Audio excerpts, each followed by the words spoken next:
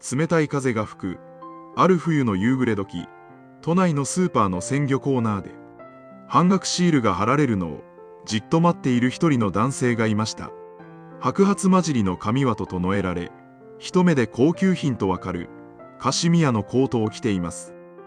靴もきれいに磨かれていますが、どこか背中が丸まり、自信なげに見えます。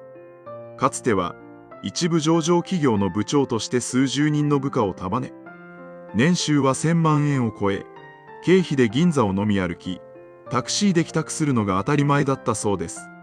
しかし今、彼の買い物かごに入っているのは、半額になった刺身のパックと、一番安い発泡酒だけ。店員がシールを貼った瞬間、隣にいた学生のような若者に競り負けそうになりながら、必死で手を伸ばして、そのパックを確保する。レジで財布を開く手は、かすかに震えています。もし、かつての部下や取引先に見られたらどうしよう。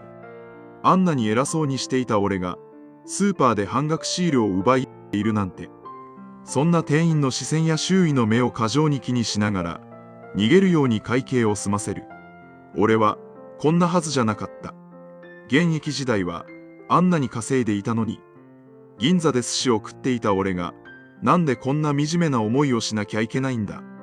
彼の瞳には、行き場のない後悔と、捨てきれないちっぽけなプライドと、そして、毎月確実に減っていく預金残高への、どうしようもない焦りが、入り混じっていました。今日は、現役時代は勝ち組だったあなたが、一番危ない。年金生活で転落する、元エリートの残酷な末路と、そこから脱出するための、プライドの捨て方について、徹底的に、そして残酷なまでにリアルに解説します。以前の動画で、月15万円で暮らせる人は上級国民だという話をしました。多くの反響をいただきましたが、今日はその逆の話です。月15万円どころか、月30万円でも暮らせない、元高年収者の話です。俺は年収が高かったから大丈夫。年金もたくさんもらえるはずだ。退職金だってあるし、なんとかなるだろう。そう思っているあなたへ、船長として警告します。その慢心こそが、あなたの老後を沈没させる、巨大な氷山なのです。ようこそ、お金と自由の航路へ。船長です。今、画面の向こうで。船長、稼いでいた人が貧乏になるわけないだろう。資産だってそれなりにあるはずだ。貧乏なのは、現役時代に努力しなかったやつの言い訳だ。そんな、自信に満ちた反論の声が聞こえてきそうです。確かに、あなたは努力されました。激務に耐え、理不尽な上司に頭を下げ、熾烈な出世競争を勝ち抜き、家族を養い、高い給料を勝ち取ってきた日本の功労者です。その点については、心から敬意を表します。あなたの頑張りがあったからこそ、今の豊かな日本経済があります。しかし、老後の世界、つまり年金生活という新しいゲームにおいては、その過去の栄光が最大の足かせになるのです。もっと残酷な言い方をすれば、邪魔になるのです。事実をお伝えします。老後破綻の相談に来る人の多くは、実はずっと低所得だった人ではありません。現役時代に華やかだった元高年収の人たちなのです。なぜか。理由はシンプルかつ致命的です。収入は半分以下になるのに、生活水準を1ミリも下げられないからです。今日は、なぜエリートほど老後の落差に耐えられないのか。その恐怖のメカニズムを解き明かし、あなたの脳にこびりついたプライドという名の呪いを解く方法を具体的にお話しします。この動画を見終わる頃には、高い生活水準が幸せなのではなく、身の丈に合った生活こそが最強の防具であることに気づき、肩の荷が下りて、ふっと軽くなっているはずです。ぜひ最後まで、ご自身の胸に手を当ててご覧ください。さて、本題に入りましょう。まず、あなたが直面する数字の穴についてお話しします。専門用語で、所得代替率と言います。これは、現役時代の給料に対して、年金がどれくらいの割合もらえるかという指標です。実は、日本の年金制度は、稼いでいた人ほど、この割合が低くなるように設計されています。一種の富の再分配機能があるからです。例えば、現役時代の平均手取りが月30万円だった人。この人の年金は、おおよそ月15万円前後になります。所得代替率は約 50%、つまり収入は半分になります。これでも結構きついですよね。生活費を半分にしなければならないのですから、大変な努力が必要です。では、現役時代にバリバリ稼いで、手取りが月80万円あった人はどうでしょうか。年金も同じく半分、月40万円もらえると思いますか。残念ながら、もらえません。絶対に、もらえません。日本の公的年金には、支給額に天井があるからです。標準報酬月額の上限という壁があり、どれだけ稼いでいても、厚生年金の満額は、月に十数万円程度です。基礎年金を合わせても、夫婦で月30万円いけば良い方でしょう。つまり、月80万円で生活していた人が、いきなり、月30万円の生活を強いられるのです。収入は3分の1近くまで激減します。ここ重要なので、もう一度言います。低所得だった人は、老後のギャップが小さい。高所得だった人は、老後のギャップが断崖絶壁のように大きいのです。これが、エリート転落の第一の理由です。あなたは、高い崖の上に立っているのです。そこからパラシュートなしで飛び降りる準備はできていますか。じゃあ、生活レベルを下げればいいじゃないか。80万使ってたのを30万にするだけだろう。無駄遣いをやめればいい。あなたはそう思うかもしれません。頭では分かっています。来月から月30万円で暮らそうと。しかし、ここで、あなたの脳を支配する悪魔が囁きます。行動経済学でいう、ラチェット効果とヘドニックとレッドミルです。人間は一度上げた生活水準を下げることに強烈な苦痛を感じる生き物です。これをラチェット効果と呼びます。ラチェットという工具のように一方向にしか回らないのです。現役時代、あなたは頑張ったご褒美として、良い車に乗り、良いスーツを着て、美味しいものを食べてきました。部下には気前よくおごり、お中元やお歳暮も欠かさなかった。家族にもいい思いをさせてきたでしょう。年に一度は海外旅行に行き、週末はゴルフ。それが自分のステータスであり、父親の意見だったからです。定年を迎えた翌日から、そのすべてを捨てて、軽自動車に乗り換え、ユニクロを着て、スーパーの半額惣菜を食べる。奥さんに、これからは食費を半分にしてくれと頭を下げる。ゴルフ仲間からの誘いを、金がないからと断る。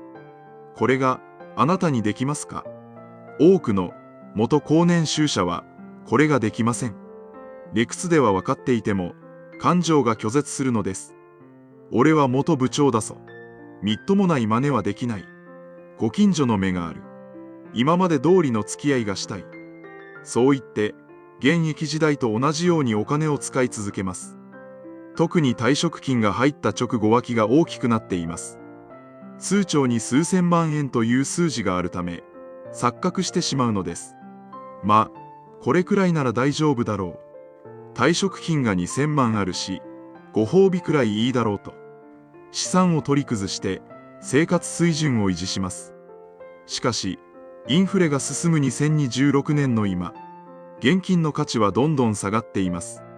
そして、医療技術の進歩で人間は思ったより長生きします。75歳、80歳になって退職金が底を突きかけたとき、初めて顔面蒼白になるのです。やばい、金がない。でも、今更生活レベルなんて下げられない。こんな惨めな姿、誰にも見せられない。そして、誰にも相談できず、カードローンに手を出し、最後には、大切に守ってきたマイホームを売ることになる。これが、プライドの高い、元勝ち組がたどる、典型的な、破滅のシナリオです。特に危険なのが、交際費と見栄消費です。ゴルフ会員権、維持していませんか？付き合いだからといって、高い年会費を払っていませんか？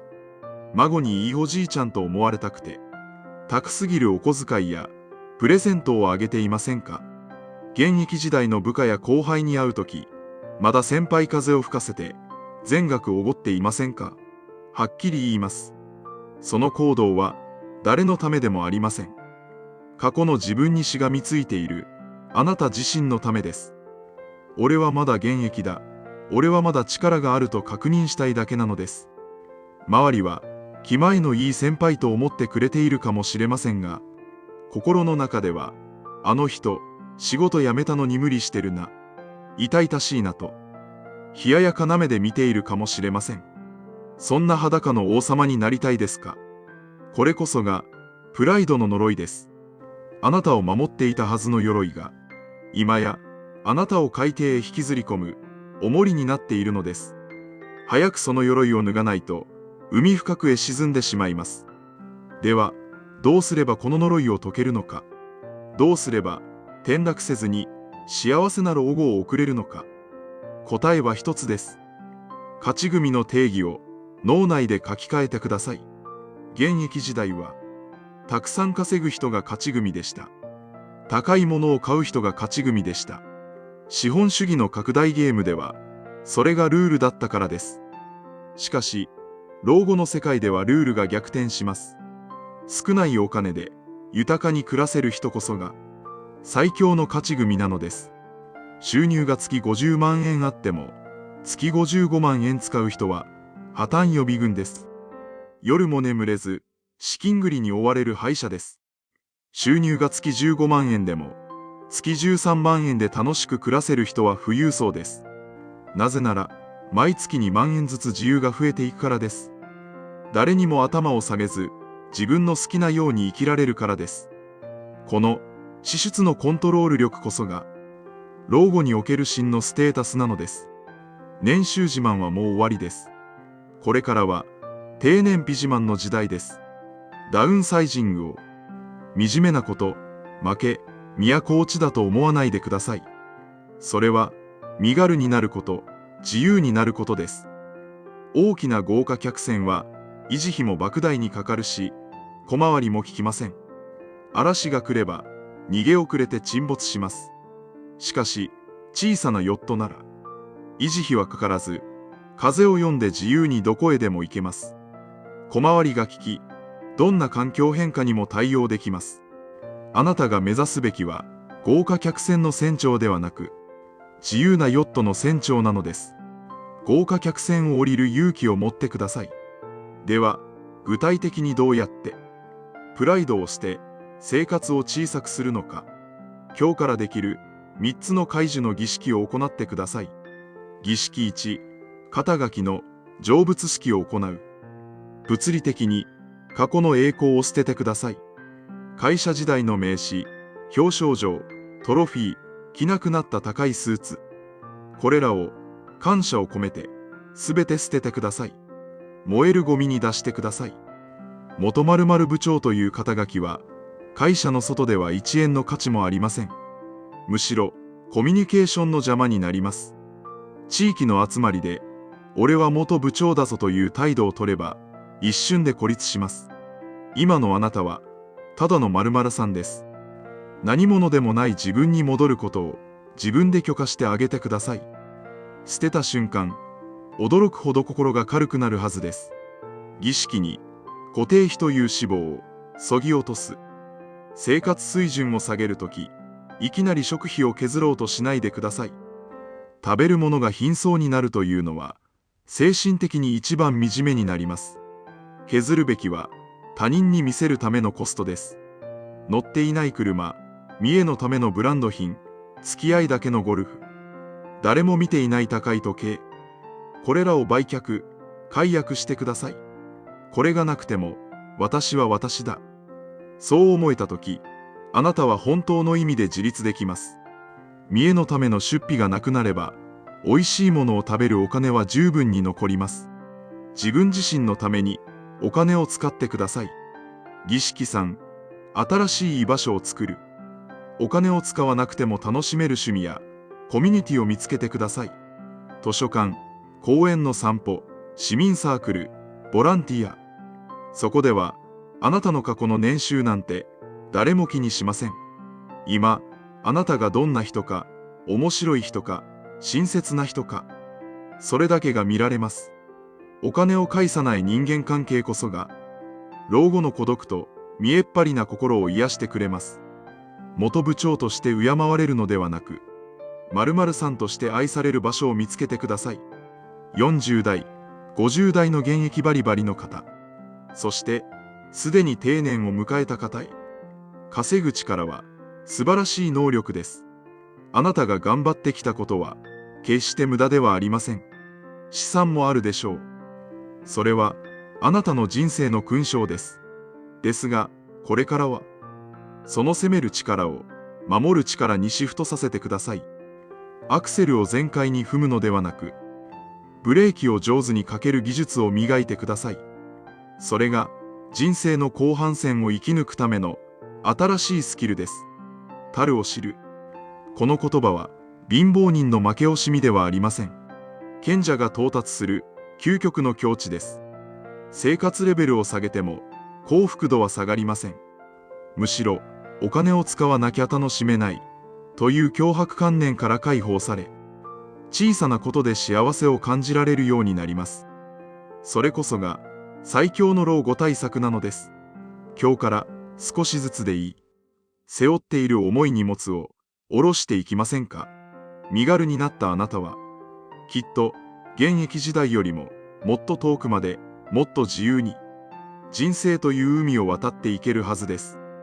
このチャンネルではこれからも綺麗事ではないお金と人生のリアルな攻略法を本音で発信していきます。